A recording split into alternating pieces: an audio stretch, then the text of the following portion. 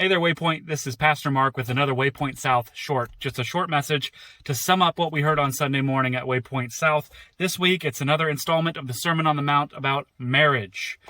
Some people came up to me after service this Sunday and said marriages can be tough. Some of them raised their hands. They've been married for decades, and they said they felt a little uneasy even raising their hands because some of those times were really tough, and some of those times were just work to get through. Marriages can be tough. But Jesus says in Matthew 5:31 through 32 about marriage and divorce, he says, it was also said, whoever divorces his wife should give her a certificate of divorce. But I say to you, he's taken it a step farther, our kingdom traded for God's kingdom. I say to you that everyone who divorces his wife except on the ground of sexual immorality makes her commit adultery, and whoever marries a divorced woman commits adultery.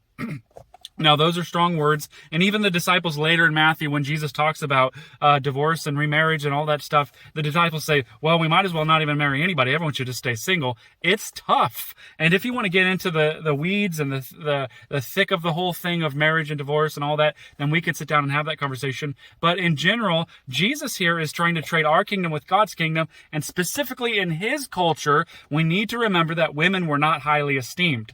They were left desolate in many relationships. Many of the rabbis said that you could divorce a woman for any kind of indecency. And what that meant to them is that she could burn dinner, she could oversalt the dish, any type of shortcoming. If another woman looked better than her, then you could divorce that woman. And Jesus is saying, women need to be valued. They need to be taken care of. They are not subhuman. They are as worthy as any other human on the planet. And Jesus is saying, your culture is that I'm in this relationship as long as it fits my needs, as long as she serves me. But kingdom culture says that marriage isn't about you. It's not even about the other person. It's about God.